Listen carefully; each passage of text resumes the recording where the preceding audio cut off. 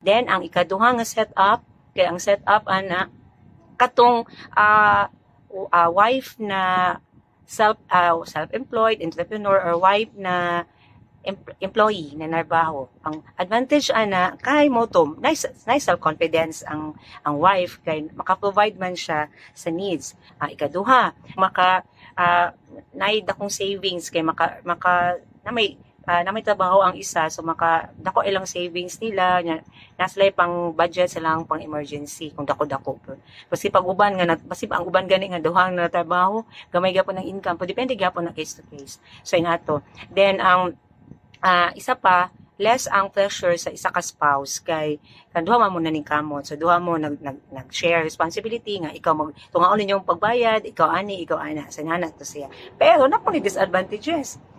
So while waiting ko nga mo kalma, so ang disadvantages ana una kay less time si Mrs. sa iyang husband o sa iyang mga bata kay nga naman kay naman siya trabaho priority, working mom man siya, so ang uban gani ana good kung duula ang iyang trabaho, kung pati kung layo napa sa downtown siguro mugikan siya sayo sa kadlawon, tulog pa yung mga anak, then pagbalik niya kay tungod kay dugay ang iyang pag-travel, pagbalik niya tulog gyapon yung mga bata, so dili nila makita, dili nila walay banding sa magtiayon ug sa mga bata. Kung weekend man, what if na po siya trabaho o na mga urgent na reports, mo duty jud siya, na ka ng mga seminars outside, i-focus, priority jud sa mama ang iyang work, muna magka-pressure diya ang magtiayon na di mag-clash of the titans kay nawala ang ilang banding.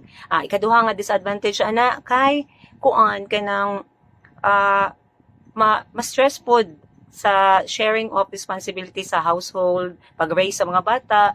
Okay lang kung may katabang, no, kung naiyaya, pero what if kanang wala kamutanan paabot sa balay kamo pa manghugas, manglaba, manana pa mag-clash of the titans gihapon na kay kisa kapoy na gani kay kapoy mong duwa, sumabot sa panahon ana nga gubot jud ang balay na kanang dili matiman ang mga bata sa inana ba, pero kung maayo kung makakuha mo ka na helpers nga kanang mabayad ninyo kung okay ang inyong income, sinada siya.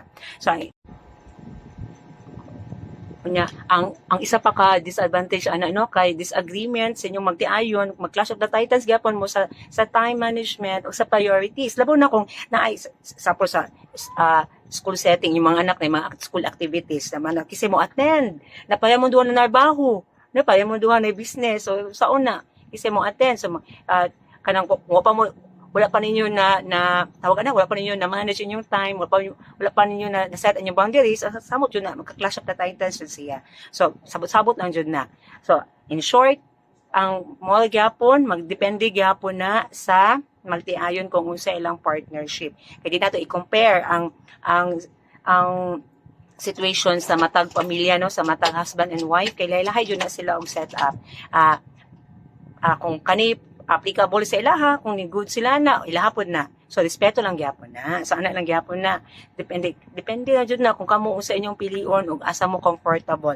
Paskin pag naakay trabaho o wala, ang importante, communication is the key lang dyan na. I-voice out lang dyan na. Kung naalang dyan na, respect sa magtiayon. So, anak lang dyan na, ha?